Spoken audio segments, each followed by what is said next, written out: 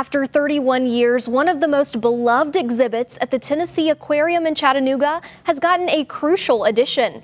The aquarium says a 2-year-old female otter named Sunshine has broken up the boys-only club. News Channel 9's Leslie Dominique spoke with an animal care specialist at the aquarium who says Sunshine has already won their hearts. The Hamilton County Sheriff's Office says that their school resource deputy unit is now fully staffed. Now, this comes after the Sheriff's Office promised to ensure all Hamilton County schools would have a qualified school resource officer or deputy by the start of 2024. News Channel 9's Mary Beth Mangrum has this story. In other local news, a possible data breach at CHI Memorial Hospital. WellTalk, an online management company that works with the hospital, says that the breach happened on May 30th. Now, the information at risk includes clients' name, address, date of birth, some clinical information, patient ID, and health insurance information. Now, at this time, the company says no fraud or data misuse has taken place. We also reached out to CHI for a comment, and we will let you know when we hear back. Well, when it comes to storm safety, it's always a good idea to go the extra mile. We spoke with one East Brainerd man who built a storm shelter after he lost his home in 2020. Now, the Easter tornadoes of that year left Michael Hurston without many options. When he got back on his feet, he says he decided to hire a team of engineers to design a safe space for his family. Hurston says that your life should come before anything else. For me, it's not even an option. Whatever that costs, that's safety and security, and that's first for us. It's your life or a few $1,000. I'm going to spend the money on saving my life. Now, data from the National Weather Service shows that the average yearly tornado total since 1950 has been 19 per year. However, the average yearly total since 1995 is higher, reaching 32 tornadoes per year on average.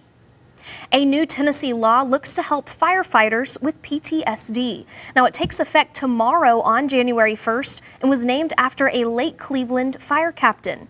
Dustin Sample's family says that he struggled with PTSD before he took his own life 3 years ago. This new law created in his honor will start a new grant program to help firefighters struggling with the disorder.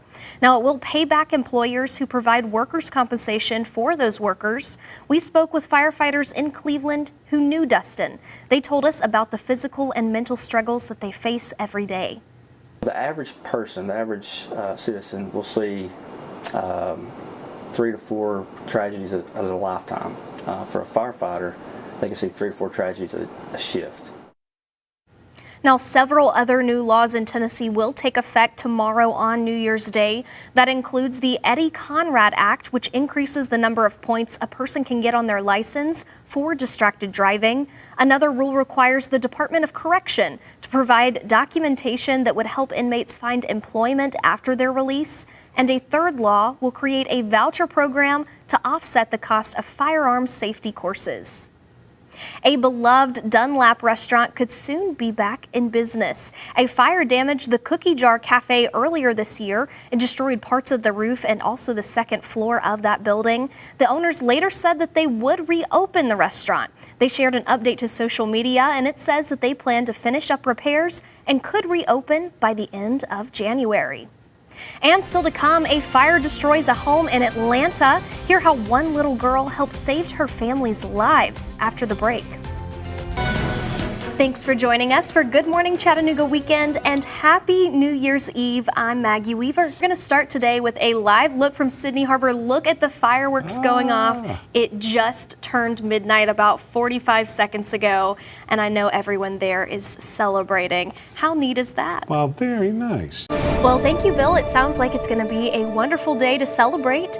Well, as Chattanoogans prepare to celebrate New Year's with a downtown party, new safety measures are starting to take shape. Chattanooga's Parks and Outdoors Department says the party will happen in front of the aquarium. Now, it is free and open to everyone, but with the potential for lots of people to show up, some businesses tell us that they're worried about security. News Channel 9's Jacqueline Davis brings us an inside look at that security and explains what you can expect. A Meigs County toddler just had her last chemotherapy treatment. 3-year-old Mallie Arp rang the no more chemo bell this week. She's been battling leukemia for more than 800 days. Now, her family says she celebrated with a trip to Chuck E. Cheese. Now, we first learned about Mallie through her sister, Avi. Now, she was nominated for Pay It Forward last year after she sold lemonade to buy toys and jackets for children at Erlanger. Now, we are certainly happy for that family tonight. Well, thank you, Bill. We've got some regional news for you this morning. The man wanted for a Christmas Eve shooting outside the Tanger Outlets in Nashville is now arrested, but in Georgia. Metro Police say that this man is now in custody in Cobb County, Georgia. Police say Solomon shot a woman outside the mall, then drove away. The victim suffered a non-life-threatening injury to her leg. Police say that he will be returned to Nashville to face multiple charges.